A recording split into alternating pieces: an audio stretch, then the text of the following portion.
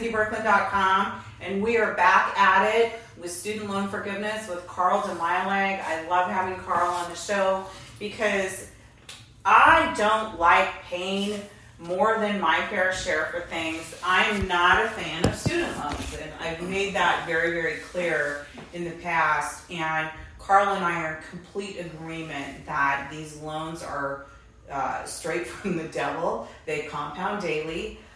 They are keeping people enslaved in debt.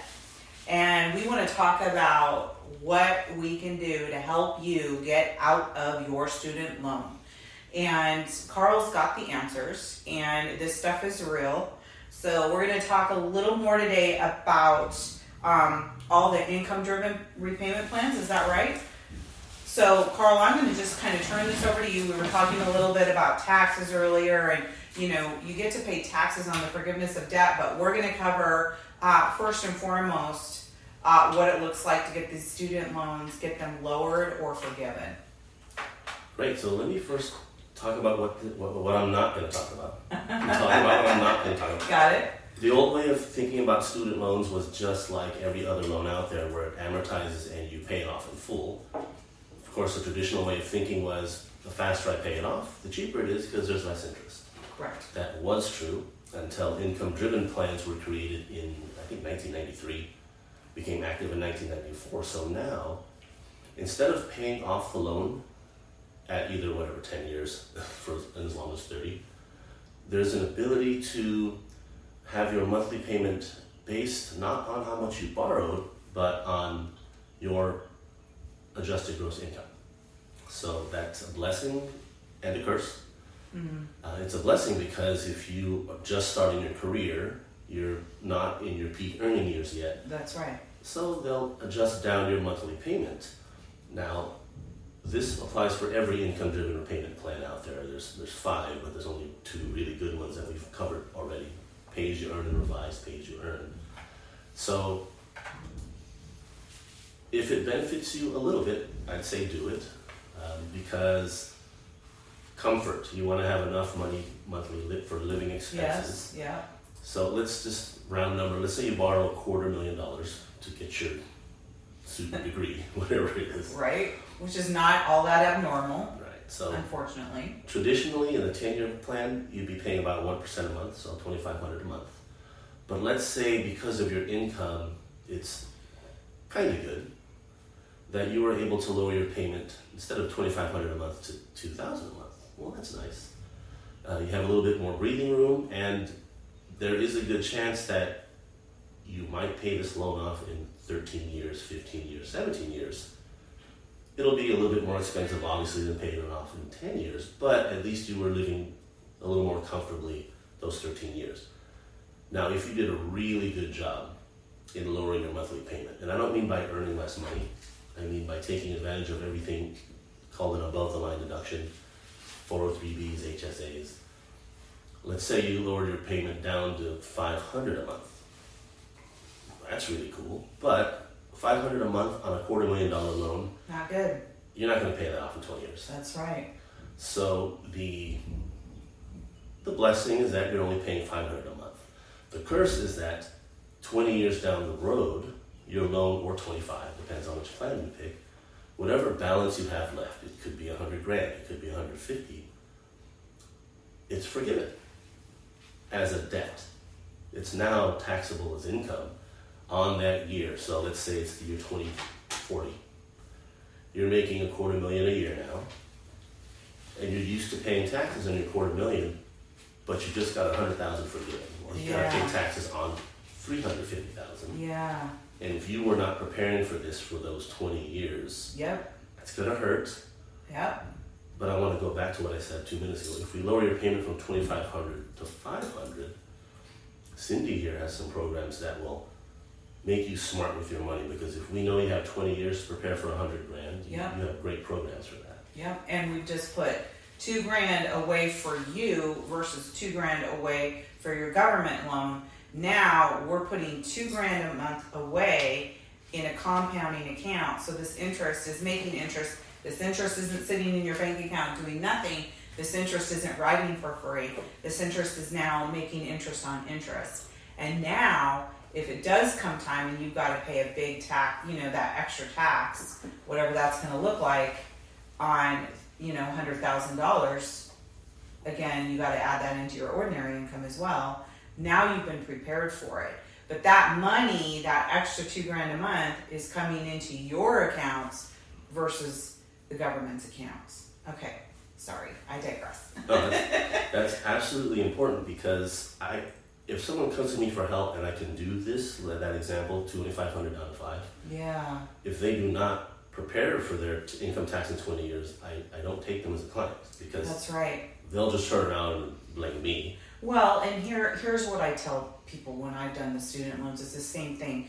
Is you're better off to just not pay your student loan than to not pay taxes. They're not going to come after you on that level for not paying your student loan like they will if you don't pay your taxes. You get into trouble with taxes, the trouble it's outrageous.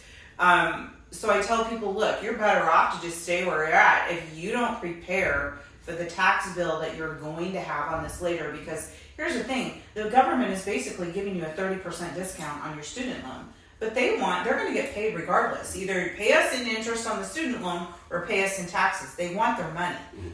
Either way, you're going to pay. You jumped in bed with the devil when you got the student loan. It is inevitable that you got to pay them back. So we tell the students, pay your taxes. Okay. But this is the great thing. The great news is when you get with Carl and I, we're going to walk you through step by step. So it's going to be easy for you to do this. Super easy. Trust me. And it's also mathematically possible that if we lowered your payment by $2,000 a month, in 20 years, you could still actually, with the tax on the forgiven debt on $100,000, let's just say it's $35,000, that could actually be cheaper than you having paid off a full $250,000 in interest. Without a doubt. It's always cheaper. Every time I've done the math, it's always cheaper. So, like I said, it's a 30% discount. Like, if you know your favorite store has having a 30% discount, will you go? Will you take advantage of it? So this is about preparing for that and knowing you're going to get a 30%, discount. Here's the scary thing. The Tax Cut and Jobs Act sunsets in 2025. And what that means is after that, so until then, forgiven student loan debt isn't taxable. Very short period of time. What that means is January 1st, 2026, let's say you don't have student loans, your spouse does. Your spouse passes away. The debt now gets added to income to your community property estate, and the spouse is going to have to pay taxes on that. So be prepared for that too. Isn't that crazy? Student loan debt is just the gift that keeps on giving, isn't it? Like, people don't realize. I tell people, when you're meeting someone and you're dating and you find out they have a student loan, you get that debt when they become your spouse. It becomes part of yours, and your children do as well. Yeah. Tell us about that. So it's basically, that's going to affect your household lifestyle. Very much. Technically, the debt is in the name of the borrower, but if you're sharing income in the same household, it affects everyone in the household. That's right. And yes, the ideal is you got loans to improve the future earning potential, but that's not the case. I've seen people with master's degrees Right. being a barista. Yeah. Most master's degrees, if I see clients all the time on the mortgage side, on the financial services side, on the student loan side, and most of the clients that I see with a master's degree, it doesn't help them in any form or fashion, and it's not, all they have is more debt and less income. And I implore you, if you have a student that's going to be going to college, really take a look at benefit, pro versus con on going to school versus not. And starting maybe in community college versus going to a state school right away or an Ivy League school. If you're not getting student loan grants, or grants or a free ride, most of the time now, you're not going to out-earn someone that doesn't have a student loan or someone that hasn't gone to school. And I am not I'm not anti-college, I'm anti-college debt. And this is the problem if you haven't prepared for the amount of cost of school, because I'm the inflation that has ridden with student, college, kids aren't getting their fair share now, and we need to really look at that. We need to use common sense and do the math when it comes to school. And that's where someone like me can come along and go, let's just pencil the numbers. Because I've taught my kids since they were little, pencil the numbers and let's make sure this makes sense. Nowadays, college doesn't necessarily make sense unless you're gonna go be like a brain surgeon. Would you agree? Yeah. Very few things, again, if you need a license to do it, there are professions that don't even require a degree. That's right. Insurance Like even licenses. stockbrokers, the business I'm in, if you can pass those exams, which are not easy to pass, but if you can study and pass those exams, you don't need a college education to be in mortgage, to be a stockbroker, to be a financial planner. There's so many jobs out there, electricians, plumbers. You don't need a college education to do, but yet it's almost guaranteed to make 6 figures a year. So why would you go to school and spend $100,000 to make 6 figures a year when you can do it without school? Agreed? Yeah, definitely. It's, again, like you said, always look at the numbers. Look at your life in 10, 20 years. Of course, when you're 18, it's hard to do. you're thinking about turning 21. That's Right. about it. But yeah, there is one saving grace, though, that we'll get into next episode. Absolutely. What are we going to talk about? That is the coveted public service loan forgiveness portion, which is an addition to the income-driven repayment plans. And what that means is, instead of having your loan forgiven in 20 to 25 years, as with the income-driven repayment plans, and having tax on your forgiven balance, public service loan forgiveness, you're only paying into your debt for 10 years. So half the time, okay, saves you a little bit of money, but after 10 years, there's no tax on the forgiven debt, which could save you 6 figures. Absolutely. So we get into that next episode. But right now, guys, if this conversation interests you, get a hold of us at cindyberkland.com and let's have a conversation.